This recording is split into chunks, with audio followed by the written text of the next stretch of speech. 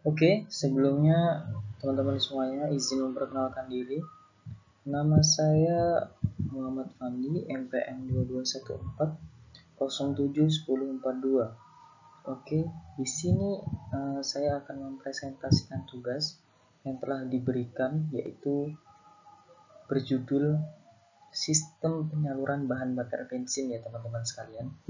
Oke, pastinya terbayang di dalam pikiran kita itu sistem penyaluran bahan bakar bensin yaitu eh, penyaluran bahan bakar bensin ke dalam ruang bakar. Nah, itu sudah tepat ya teman-teman semuanya. Benar, memang sistem penyaluran bahan bakar bensin yaitu sistem pengaturan lah bahan bakar dari tangki bahan bakar ke dalam silinder atau sistem bahan bakar. Oke, kita lihat. Apa itu sistem penyaluran bahan bakar bensin? Jadi sistem penyaluran bahan bakar bensin itu berperan untuk mengatur ya, itu mengatur pengaliran, ini mengatur ya saya, untuk mengatur pengaliran bahan bakar dari tangki ke sistem pembakaran yang berada di dalam silinder mesin.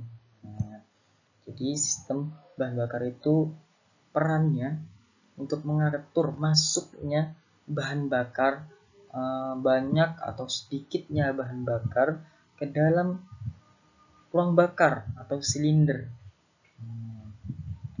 Itu ya teman-teman sekalian. Jadi perannya untuk mengatur ya. Biar apa? Biar mesinnya tuh nggak kelebihan bahan bakar lah. Maksudnya ya pas digas kecil bahan bakarnya banyak ya. Kan nggak masuk akal. Oke, kemudian cara kerja sistem bahan bakar menggunakan karburator. Oke, di sini teman-teman sekalian, saya membahas sistem kerja bahan bakar menggunakan karburator. Satunya lagi tuh selain karburator itu ada injeksi ya. Sistem injeksi itu sistem modern zaman sekarang. Dia menggunakan digital. Kalau karburator ini masuknya ke manual. Nah, di antara keduanya juga pasti ada plus minusnya lah ya. Nggak berat sebelah, nggak terlalu kayaknya yang bagus nih injeksi. Nah, injeksi juga pasti ada kekurangan dan kelebihan. Karburator juga pasti ada kekurangan dan kelebihan. Kelebihannya karburator tuh murah untuk ke bengkelnya, tapi kalau injeksi itu mahal ya. Kalau misalkan kalian pengen yang hemat duit ya pilih nih karburator. Oke, sistem bahan bakar bensin berperan sebagai pengatur, oke tadi dijelaskan ya, yang akan dimasukkan ke dalam ruang bakar.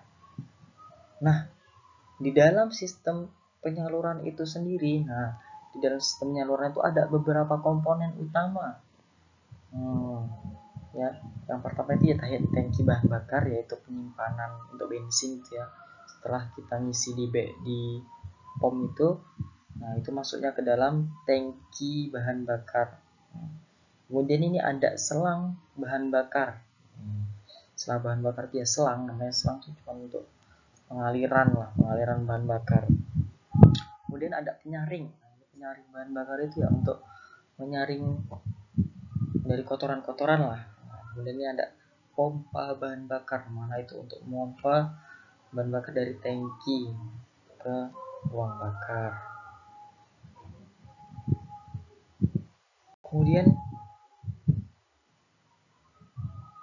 di sini ada yang namanya karburatornya, ada karburator. Sebelum masuk ke ruang bakar itu ke karburator dulu ya. Nanti oke kita lihat sih. Oke, teman-teman sekalian, di sini sekarang adalah komponen dan fungsi dari sistem bahan bakar nih. Sekarang kita masuk ke komponen-komponennya. Nah, ini yang pertama ada yang namanya tangki bahan bakar. Nah, ini namanya lubang masuknya bahan bakar. Ini ada penyaring, ya, saringan nih. Oh, lihat nih. Nih, ya tadi tempat masuk. Ini ada penyaringan bahan bakar, penyaringan. Nah, di sini namanya dari karburator ke pompa bensin. Nah, ini ke karburator ya. Dari sini ke karburator saluran mesin utama. Oke, jadi tangki bahan bakar ini fungsinya sebagai penyimpanan sementara ya, sementara aja ke bahan bakar sebelum disalurkan ke karburator. Jadi ini cuma penyimpanan sementara lah, ya kan?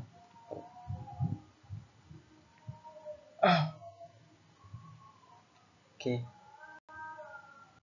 selanjutnya kita masuk ke dalam ini namanya ini yaitu selang bahan bakar. Nah, teman-teman sekalian nih, gambarnya seperti selang biasa lah, ini selang warna hitam.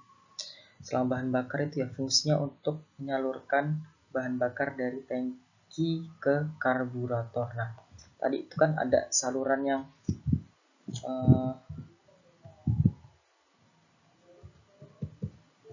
saluran di dalam tangki bahan bakar tadi ya.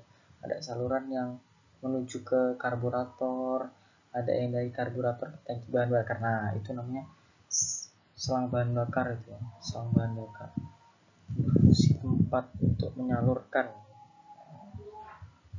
bahan bakar. Oke, kemudian ada yang namanya saringan bahan bakar. Yang tadi saringan itu tadi letaknya di tangki bahan bakar, yang mana itu tempat masuknya bahan bakar itu ya, sebelum diarahkan ke karburator. Jadi dia masuk ke dalam, sebelum masuk itu disaring dulu lah pokoknya. Nah ini nih, ini bentukannya nih ya, nih, kecil bulat, saring bahan bakar nih. Ini dari tangki bensin tadi ini ke pompa bensin, kemudian baru pompa lah ya, pompa ke silinder. Nah ini nih elemen ini apa ya, biasanya kalau kotoran-kotoran tuh nempelnya di elemen ini, penyaringannya ini. Saringan bahan bakar yang memiliki fungsi menyaring kotoran tuh ya, kotorannya itu pasti air ya, pasir dan benda-benda asing lain, yang mana kotoran tersebut itu massa itu beratnya tuh lebih besar dibanding bahan bakar itu sendiri. Nah, jadi massanya lebih besar, dia akan tersaring di dalam saringan bahan bakar ini. Dia kotoran-kotoran tuh pasti ntar ngendep nih di elemen ini, ngendep di paling bawah sini ya, atau nempel di elemen ini ya. Oke, kita lihat selanjutnya. Nah, selanjutnya ini ada pompa bahan bakar. Nah, dia untuk memompa ya, namanya juga pompa, seperti halnya pompa di sumur ya, pompa ke atas. Nah, begitu juga di dalam motor itu terdapat pompa yang mana dia untuk menaikkan bensin ke dalam karburator. Nah, di dalam karburator juga itu terdapat kayak tangki untuk sementara juga ya, tapi lebih kapasitasnya lebih kecil dibandingkan tangki pas awal tadi masuk. Nah, ini tangki pompa bahan bakar, sistemnya kayak gini lah ya. Atau karburator yang mengarah ke karburator. Oke. Nah, ini dia nih mesin utama ya, penyalurannya ya, yaitu karburator nih. Ini ya karburator bentukannya ya, kayak gini nih, tempat masuk udara. Karburator cuman bulat ini dong ya bentuknya. Oke, karburator berfungsi sebagai pengkabutan bahan bakar. Nah, apa sih pengkabutan? Pengkabutan bahan bakar itu yang mana bahan bakar yang semulanya itu kan udah cair tuh, kemudian udah cair dijadikanlah partikel-partikel kecil yang dimasukkan ke dalam ruang bakar. Nah, kayak disemprot itu. Nah, jadi itu, tapi bukan disemprot ya, sebenarnya itu dikabutkan lah ya. Jadi bahan bakar itu jadi kayak partikel-partikel kecil, yang mana partikel-partikel itu bercampur dengan udara. Yang mana kalau misalkan bahan bakar itu udah bercampur dengan udara, maka gampang gitu untuk tidak akan dibakar. Nah, dalam karburator juga terjadi pencampuran antara udara dan bahan bakar yang disebut karburasi. Nah, di proses pencampuran tadi itu namanya karburasi bahan bakar. Oke. Nah, ini nih kedua nih, cara kerja karburator. Ini gambar ilustrasi lah dari karburator. Kalau yang sebelumnya tadi kan gambar asli, gambar sebelumnya. Nah, jadi ini karburator nih ya, karburator. Nah, di bawah karburator ini ada penampungan bensin, ada penampungan kecil bensin lah ya, kecil bensin. Nah, nih bensin tadi masuk di pompa ya ke sini, ke dalam tangki bawah karburator ini. Nah, ini yang orange ini untuk ngatur jalan lajunya bensin, jalan apa? Untuk mengatur masuknya bensin ya. Seberapa banyak bensin yang masuk. Kalau misalkan di sini udah penuh, nah ini namanya ini pelampung. Nah, ini pelampungnya akan naik, nutup ya. Nah, kemudian bensinnya ngarah sini ya, yang ungu ini. Nah, kemudian di sini, ini tempat masuknya udara nih, mau udara masuk sini. Nah, yang di sini nih ya, ruang bakar. Ini yang hijau-hijau ini namanya venturi. Oh iya, ini ya karburatornya ini dalam keadaan mesin ya, cuman hidup aja tapi belum digas. Hidup aja tapi belum di starter gitu lah, belum hidup. Hidup cuman dihidupin kontak on gitu aja ya. Ini mesinnya baru cuman bensin masuk aja. Oke, kemudian nah selanjutnya ini karburator ini mesin sudah dihidupkan. Nah, ini mesin sudah dihidupkan, kemudian udah hidup ya, setelah starter itu udah diengkol lah, sudah diengkol. Kemudian ini, nah ini nih tadi yang warna biru ini adalah udara. Nah, ini udara. Nah, ini tadi proses pengkabutannya nih, dia jadi yang tadi ini cair kan nih, jadi partikel-partikel kecil ya, yang mana bercampur dengan udara ya kan, dia bercampur dengan udara. Selain di sini nih ya, nih. Nah, selain salurannya juga ada saluran udara lain, jadi sudah saluran bahan bakar lainnya ya. Nah, ini ada 2 saluran ya.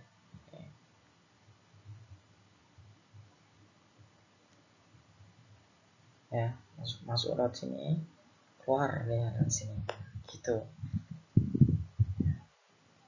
Ini tadi motornya digasnya pelan, venturinya belum naik ya.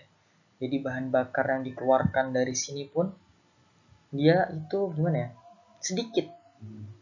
Mungkin ya kalau digas pelan yang dikeluar sedikit. Kalau digas kuat ntar dikeluarnya banyak nih, lihat di sini. Lihat di setelahnya. Nah, ini karburator digas kuat. Digas kuat nih kan, yang keluar tuh partikelnya banyak. Anginnya masuknya juga banyak. Nah, jadi kalau misalkan digas kuat atau dalam keadaan ngebut itu bahan bakarnya boros. Kok bisa boros? Karena ini yang keluar ke sini ke bahan bakar itu banyak, ke dalam ya, yang keluar itu banyak. Nah, mungkin ada yang bertanya-tanya, kok bisa sih bahan bakaran dari bawah itu bisa ke atas ya, ya kan? Nah, itu disebabkan apa? Itu disebabkan tekanan udara ya. Nah, jadi kalau misalkan tekanan udaranya itu kuat, itu bisa membuat cairan yang berada di bawahnya itu naik bersama udara itu gitu ya. Nah, kan tadi kan venturinya pas digas pelan itu nggak naik ya. Nah, pas digas kuat itu baru venturinya naik. Nah, portal juga ini kebuka, jadi angin yang masuk itu banyak, bahan bakar itu yang masuk juga banyak, jadi dia boros kalau misalkan digas kuat. kalau dalam keadaan ngebut. Oke, udah paham ya semuanya ya. Mungkin simple itulah ya. Ya. Oh ya, mungkin ada yang tanya lagi, apa sih, apa yang narik udara sama bahan bakar itu apa gitu kan. Nah, yang narik bahan bakar dan udara itu ada yang namanya di ruang bakar ini komponen yang namanya piston. Piston itu kan dalam motor 4 tak 4 langkah itu, pertama itu adalah langkah hisap. Nah, yang dihisap itu adalah ya udara dan bahan bakar. Jadi yang hisap itu piston. Kemudian dilanjutkan dengan langkah kompresi atau kompres, kemudian diledakkan, langkah kerja, baru langkah buang.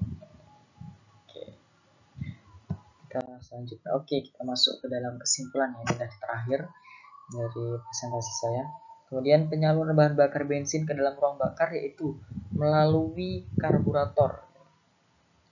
Jadi yang tadi melalui karburator, penyalurannya itu yang mengatur tadi kan banyak masuknya bahan bakar itu karburator. Banyak masuknya bahan bakar ke dalam ruang bakar itu tadi karburator kan. Kalau di gas kuat maka venturi tadi naik, udara masuk banyak, tekanannya tambah kuat, terus kemudian bahan bakar yang naik pun tambah lebih banyak. Nah, itu membuat apa tadi, bahan bakarnya boros ya kan.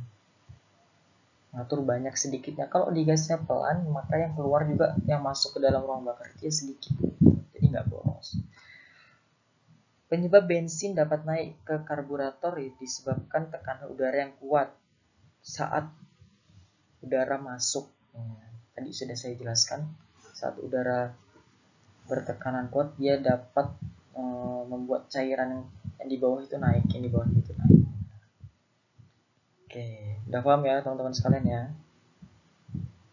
Oke, mungkin sekian dari saya. Misalkan saya banyak salah kata atau kata-katanya kurang pas atau kurang berkenan, ya, saya mohon maaf. Wassalamualaikum warahmatullahi wabarakatuh.